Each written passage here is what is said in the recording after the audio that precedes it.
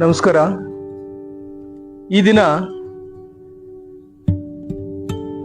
ತಲೆ ನೋವಿಗೆ ಸಂಬಂಧಿಸಿದ ಒಂದು ಮುದ್ರೆಯನ್ನ ಹೇಳ್ಕೊಡಿ ಗುರುಗಳೇ ಅಂತ ನನಗೆ ಮೆಸೇಜ್ ಅನ್ನ ಕಳಿಸಿದಿರಿ. ವಿಪರೀತವಾದ ತಲೆನೋವು ಏತಕ್ಕೆ ಬರುತ್ತೆ? ಮೊದಲನೇ ಪ್ರಶ್ನೆ. ಈ ತಲೆನೋವಿಗೆ ಮುಖ್ಯವಾಗಿ ಪ್ರೆಷರ್, ಯಾವ ತರ ಪ್ರೆಷರು? ಜೀವನದಲ್ಲಿ ಒತ್ತಡಗಳಿದೆ, ಎಲ್ಲರ ಜೀವನದಲ್ಲಿ ಒತ್ತಡ ಇದೆ. ಮನೆ ಕೆಲಸ, ಹೊರಗಿನ ಕೆಲಸ ಮತ್ತು ಬೇರೆ ಬೇರೆ ಕೆಲಸಗಳಲ್ಲಿ ಎಲ್ಲರೂ ಒತ್ತಡವಾಗಿದ್ದೀರಿ. ಎಷ್ಟು ಅಂದ್ರೆ ಬಿಡುವೇ ಇಲ್ಲ. ಅಷ್ಟು ಒತ್ತಡದಲ್ಲಿ ಕೆಲಸದಲ್ಲಿ ಒಬ್ರು, ಇನ್ನೂ ಒಬ್ರು ಮನೆಯಲ್ಲಿದ್ದು ತಮ್ಮ ಕೆಲಸ ಕಾರ್ಯಗಳನ್ನು ಮುಗಿಸ್ಕೊಂಡು ಬೇರೆ ಚಟುವಟಿಕೆಗಳಲ್ಲಿ ಒಬ್ರು.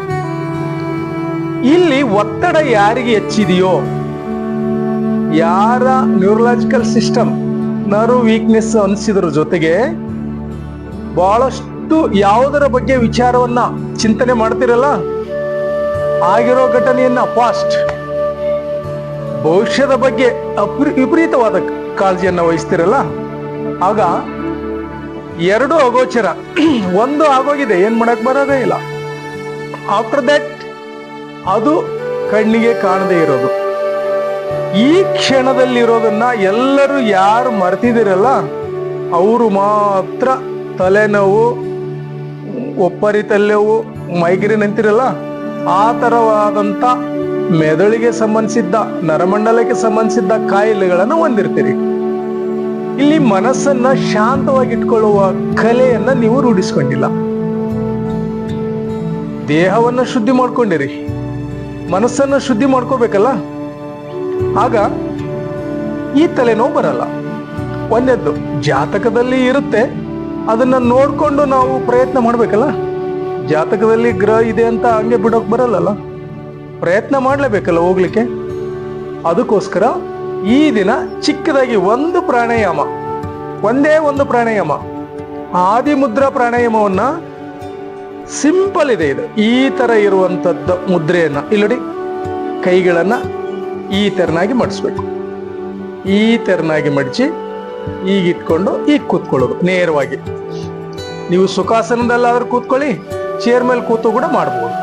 ಪದ್ಮಾಸನದಲ್ಲಿ ಮಾಡಿದ್ರೆ ತುಂಬಾ ಬೆನಿಫಿಟ್ ಇದೆ ಇದರಿಂದ.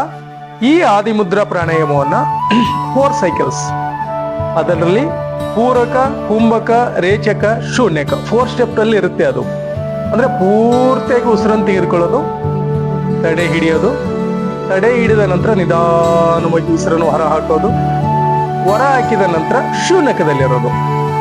ಪೂರಕ, ಕುಂಭಕ, ರೇಚಕ, ಶೂನ್ಯಕ 4 ಸ್ಟೆಪ್ ನಿಧಾನವಾಗಿ ಮಾಡ್ತಾ ಬನ್ನಿ. ನಿಮ್ಮ ಮನಸ್ಸು ಎಷ್ಟು ಶಾಂತವಾಗುತ್ತೆ ನೋಡಿ. ಇದನ್ನ 15ರಿಂದ 20 ನಿಮಿಷಗಳವರೆಗೆ ನಿಮ್ಮ ಮನೆಯಲ್ಲಿ ಇದನ್ನ ರೂಢಿಸ್ಕೊಂಡ್ರೆ ನೀವು ತಲೆನೋವಿನ ಸಮಸ್ಯೆಯಿಂದ ಹೊರಬರ್ತೀರಿ. ಇದು ಬಹಳಷ್ಟು ಜನಕ್ಕೆ ಫಲಕಾರಿಯಾಗಿದೆ. ಎಷ್ಟು ಅಂದ್ರೆ ಬೆಳಗ್ಗೆ ಖಾಲಿ ಹೊಟ್ಟೆಯಲ್ಲಿ ಮತ್ತು ಸಾಯಂಕಾಲ ಯಾವ ಸ್ನಾಕ್ಸ್ ಏನು ತಿನ್ನಬಾರ್ದು. ಸಾಯಂಕಾಲ 2 ಹೊತ್ತು ಮಾಡಿ, ಒಂದು 41 ದಿನ ಮಾಡಿ. ನಿಮಗೆ ತಲೆನೋವು ಇದ್ರೆ ನನ್ನ ಕೇಳಿ.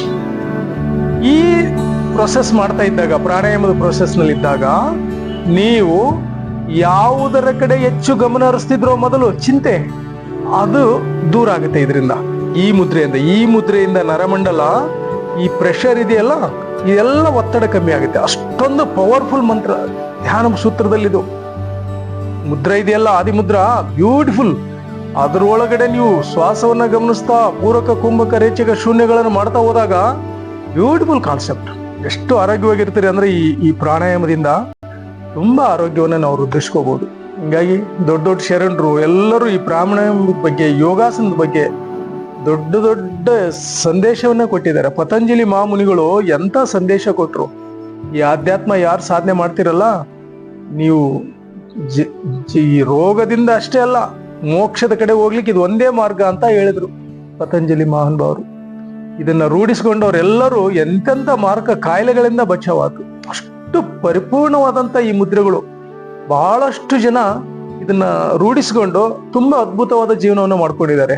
ನೀವು ಯಾರ್ಯಾರು ಈ ವೀಕ್ಷಣೆಯನ್ನು ಮಾಡ್ತಾ ಇದ್ದೀರೋ ಎಲ್ಲರೂ ಈ ಆದಿ ಮುದ್ರೆಯನ್ನ ಮಾಡಿಕೊಂಡು ಆರೋಗ್ಯವಾಗಿ ನೆಮ್ಮದಿಯಿಂದ ಇರಿ ಅಂತ ನಾ ಈ ದಿನದ ಸಂಗೀತವನ್ನು ಹೇಳ್ತಾ ಇದ್ದೀನಿ. ನಮಸ್ಕಾರ.